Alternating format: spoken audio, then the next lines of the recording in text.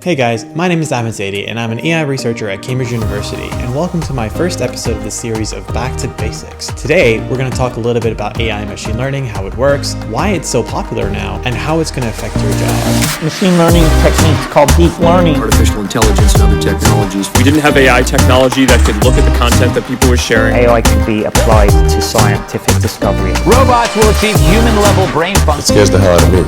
Artificial intelligence. It is seeping into our lives in all sorts of ways that we just don't notice.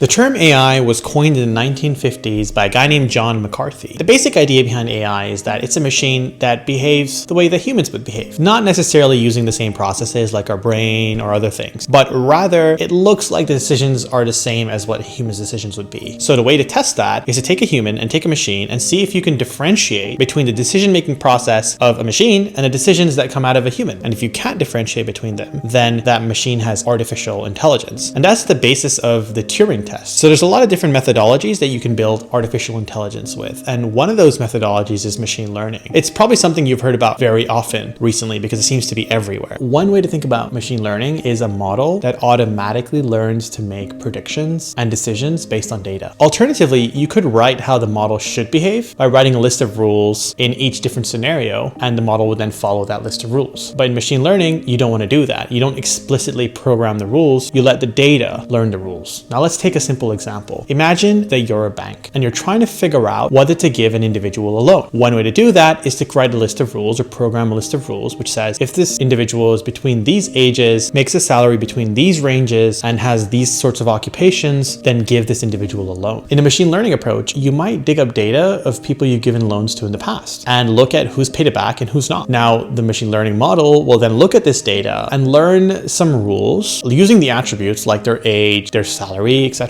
and figure out, well, in the future, if we had someone else with similar attributes, how likely are they to pay back their loan? Now, one thing to note is that your model is only as good as the data that you give it. So if you're missing out like a core of the population, for example, anyone aged between 21 and 25, you don't have any information on them, then your model is going to suffer. The quality of the data determines the quality of your model. Junk in, junk out. One of the other terms that you've probably heard is deep learning. Deep learning is a subset of machine learning and it's powered by an architecture called neural networks. Now, a neural network is similar to the neurons in our brain, and really that's how far the analogy goes, where one neuron fires another and it sort of has this layered effect. So when would you use deep learning? Well, let's imagine an alien comes down from outer space and you're trying to explain to that alien what a square is. You can write down the list of rules of what a square might be by saying a square is something that has 4 equal sides and 4 equal angles. The alien can then go around and look at different shapes and say, right, anything that satisfies this rule will be a square. The challenge is, what if you're trying to do that for cats? Writing down the list of rules for cats is far less straightforward, and that's where deep learning comes in. In deep learning, you allow the model to automatically determine the attributes and the features. In the previous example with the loans, the features that we used were the attributes, so the age, the salary, the job, etc. In the cat scenario, you don't really know what those attributes are. So as a result, what you do is that you allow the model to determine its own attributes. And this has been incredibly successful. In fact, image recognition has seen a huge performance boost because of deep learning, specifically with this model called convolutional neural networks, which is commonly used with image recognition. One of the challenges of deep learning is that although we can automatically learn features, analyzing and figuring out what those features actually do is incredibly difficult. And this is why there's an entire research area called interpretable machine learning or interpretable deep learning, where people are trying to figure out ways to really figure out what is going on in these models. As a result, a lot of people tend to refer to deep learning models as black box models because we don't really know what's happening inside. This can be an incredibly big problem and an issue, especially in high stakes scenarios where, let's say, you're trying to classify whether somebody has cancer or not. If it incorrectly classifies or correctly classifies somebody with cancer, you want to know why that is. But currently with the models that we have, it's incredibly difficult to do that. One of the things to note is that a lot of these deep learning models are not necessarily that new. Convolutional neural nets, for example, have been around since the late 80s. Neural networks and other kind of models have been around for a lot longer. If machine learning and deep learning are all really old methodologies, why is it that we're seeing a great resurgence now? now? It comes down to a few reasons, and those include cheaper storage, faster processing, and more data being generated. Let's start with the first one. The cost of storage has gone down exponentially over the years, largely due to Moore's Law. And this means that people and companies can indiscriminately store information, which can then be used in deep learning models. This pains me so much, especially because I'm a huge fan of Serial Season 1, and I just wish they had stored the video of Adnan in the library so we could figure out what the hell happened. Anyway, the second reason is processing power, and I'm sure you've heard that a lot, but what does that really mean? Let's take the deep learning model of cats. So if you're trying to train an image recognition model, some of these models have millions of parameters, and each of these parameters require complex calculations to actually update and learn the model. So that requires a lot of time and a lot of processing power. Now, the more powerful or faster your processor, the quicker you can do those calculations and the quicker you can train your model. Sometimes these models takes weeks, if not months, if not years to train, depending on how much processing power you have. A lot of the success that we've seen in deep learning, like for example, AlphaGo or the complex image recognition systems, are trained on incredibly powerful computer systems. And they largely are accompanied by three-letter acronyms of hardware like GPUs or TPUs. The third reason is data generation. We're generating an incredible amount of information every day. There are 3.5 billion Google searches done every minute of every day. That's a lot of data being generated. In the past, a lot of this data wouldn't be stored. But now, because storage is so cheap, all this information is being stored. While it's great to have a lot of data, it can also be a big headache. So this is one of the reasons why healthcare struggle to really take advantage of AI in the way that it can potentially take advantage. A lot of the patient data is stored in different formats, and doctors use different notations to explain different concepts. In the case of the loans example, we know that everyone's age is labeled age, everyone's job is labeled job, everyone's salary is labeled salary. However, in doctor's notes, it's just free-form text. There are no labels. There are no ways to automatically extract all that information accurately. And that's where a lot of people are doing a lot of work, which is how do we make sense of language? And that's kind of where I work as well. It's also worth noting that different industries are working on different standards and ways to store data. For example, in healthcare, you have protocols like HL7, which is the standard way of storing information and transferring data between clinical sites. That's incredibly important because then it allows you to use a standardized approach to then use this data in machine learning. So now that I know a little bit about what machine learning is, what deep learning is, how do I make sense of it?